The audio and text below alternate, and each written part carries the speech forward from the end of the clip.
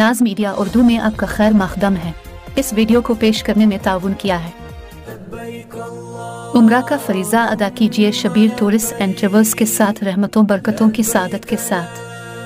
हमारा पता है नई कमान व्हाइट हाउस के करीब। अब विजिट लिंक जीन्स शोरूम बेदर, यूनाइटेड हॉस्पिटल सपना मल्टीप्लेक्स के करीब गंपा रोड बेदर, healing tree hospital multi super speciality बेदर, अहमद टूरिस्ट एंड ट्रेवल्स हज और उम्रा सर्विसेज। आपकी खिदमत हमारे नज़र में किसी इबादत से कम नहीं, आपका एतमाद ही हमारी कामयाबी है। वजीर आला तेलंगाना रेवंत रेड्डी ने कहा कि कांग्रेस पार्टी अवाम से किए गए वादों को पूरा करने के लिए सख्त मेहनत कर रही है। सेक्रेटरीट में मुनक़िदा प्रोग्राम में उन्होंने 6 जमानतों का लोगो, पोस्टर और दरख्वास्त फॉर्म जारी किया। इस मौके पर रेवंत रेड्डी ने खिताब करते हुए कहा कि जुमेरात से देहातों और बल्दी वार्ड्स में 5 स्कीमों महालक्ष्मी, रईतो भरोसा, गुरुहा ज्योति, अंदरमा अनगलो, चुता से मुताल्लिक दरख्वास्तें कबूल की जाएंगी। 8 काम के दिनों में ग्राम समूह में ये दरख्वास्तें कबूल की जाएंगी। अहल इस्तिफादा कुनिंदगान को स्कीमात का फ़ायदा पहुँचाने का फैसला किया गया है। उन्होंने कहा कि हुकूमत अवाम के पास जाएगी और उनसे इंसाफ करेगी। तहसीलदार हर मंडल के लिए जिम्मेदार बनाया गया है। हर ओहदेदार रोज़ाना 2 मवाज़ियात का दौरा करेगा। हुकूमत अवामी हुक्मरानी के प्रोग्राम के बारे में पुरजोश है।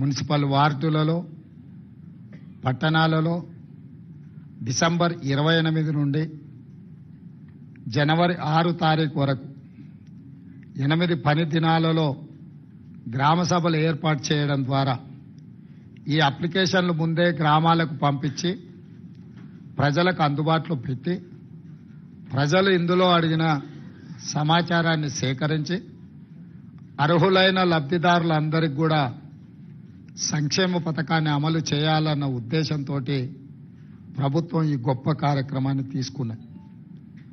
నిస్సహాయులకు సహాయం అందించడమే మా ప్రభుత్వం యొక్క లక్ష్యం, మా ప్రభుత్వం యొక్క లక్ష్యం. ఈరోజు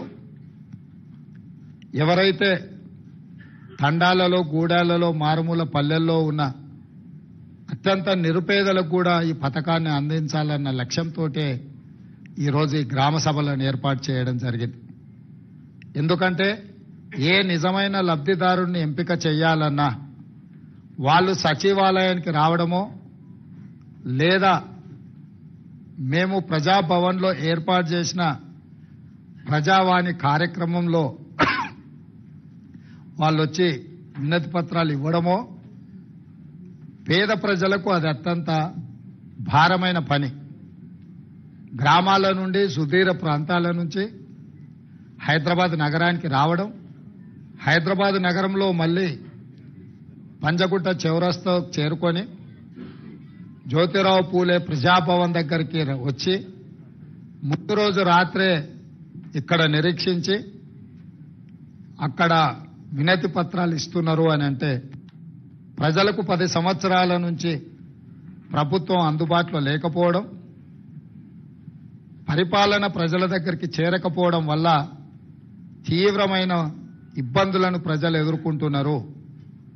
ఆ ఇబ్బందులు ఎంతగా పేరుకుపోయినాయని అంటే ప్రభుత్వాలు మోయలేనంత భారంగా మారినాయి. అందుకే ఈరోజు వారంలో 2 రోజులు ప్రజావాణి కార్యక్రమాలు తీసుకుంటే దాదాపుగా 24,000 పైచలకు అప్లికేషన్లు వచ్చినాయి.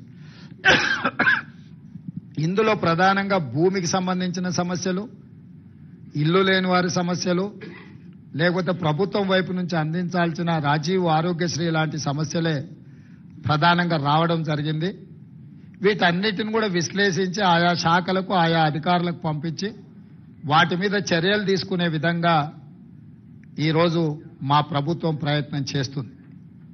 అందుకే నేను సహచర మంత్రులందరితో మాట్లాడినప్పుడు ఎంపీటీసీలు కావచ్చు, జడ్పీటీసీలు కావచ్చు, జిల్లా పరిషత్ చైర్మన్లు కావచ్చు, లేకపోతే ఎమ్మెల్యేలు కావచ్చు, మంత్రులు కావచ్చు, వీళ్ళందరూ కూడా గ్రామ సభల ద్వారా ప్రజల దగ్గరికి వెళ్ళినప్పుడు ప్రభుత్వమే ప్రజల దగ్గరకు వచ్చిందన్న భావన కలిగి ఈ ప్రభుత్వం మీద విశ్వాసం కలుగుతుంది. ఈ ప్రభుత్వం మా ప్రభుత్వం, ఈ ప్రభుత్వం ప్రజల ప్రభుత్వం, ఈ ప్రభుత్వం ప్రజల సమస్యల్ని పరిష్కరిస్తుందన్న విశ్వాసం ప్రజలల్లో నెలకొంటుంది. ఈ కార్యక్రమాన్ని విజయవంతంగా అమలు చేయడం ద్వారా, ఈ కార్యక్రమాన్ని విజయవంతంగా అమలు చేయాలి అనంటే వాళ్ళని ప్రజావాణి కార్యక్రమానికి ప్రజాభవన్కు రప్పించుకోవడం కాదు, ఇక్కడ ఉండే గతంలో ఘడీల ముందు ఘడీల లోపల జరిగిన పరిపాలనను గ్రామాలకు చేర్చాలన్న ఆలోచన మా ప్రభుత్వానికి వచ్చే ఈరోజు ఈ గ్రామ సభలను ఏర్పాటు చేయడం జరిగింది. ఈ ప్రజా పరిపాలన ద్వారా ప్రజల యొక్క సమస్యల్ని పరిష్కరించాలని ఈరోజు ఈ ప్రభుత్వం నిర్ణయం తీసుకున్నది. దానికి సంబంధించి ప్రజలు, అది మహాలక్ష్మి పథకం కావచ్చు, గృహజ్యోతి కావచ్చు, ఇందిరమ్మ ఇండ్లు కావచ్చు, రైతు భరోసా కావచ్చు, ఏ సంక్షేమ పథకమైనా ప్రజలకు చేరాలి అనంటే నిజమైన అర్హులైన లబ్ధిదారుల వివరాలు ప్రభుత్వం దగ్గర ఉండాలి. అప్పుడు మేము టార్గెట్ పెట్టుకొని పనిచేయడానికి ఉంటుంది. ఫర్ ఎగ్జాంపుల్ 500 రూపాయలకు సిలిండర్ కావాలి అని ఈ కార్యక్రమంలో ఒక 50 లక్షల అప్లికేషన్లు వచ్చినాయి అనుకోండి. అప్పుడు మాకు ఒక లెక్క తెలుస్తుంది, మేము 20 లక్షలు ఇచ్చినామా, మేము 30 లక్షలు ఇచ్చినామా, మేము 50 లక్షలు ఇవ్వగలిగినామని. ఇందిరమ్మ ఇళ్ల కోసం వచ్చిన దరఖాస్తులు, ఇల్లు లేని పేదలు ఎంతమంది ఉన్నారో మాకు లెక్క తెలిసినప్పుడు మేము ఆ టార్గెట్ను రీచ్ అవ్వడానికి 100% మేము అహర్నిశలు కృషి చేయడానికి ఉంటుంది.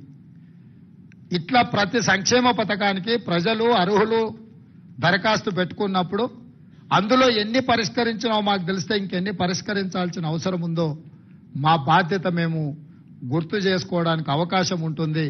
అందుకే ఈ కార్యక్రమాన్ని ఒక మంచి ఉద్దేశంతో, ప్రజలకు మేలు చేయాలన్న ఆలోచనతోటి డిసెంబర్ 28, 2023న ప్రారంభమయ్యి జనవరి 6, 2024 వరకు కొనసాగుతుంది.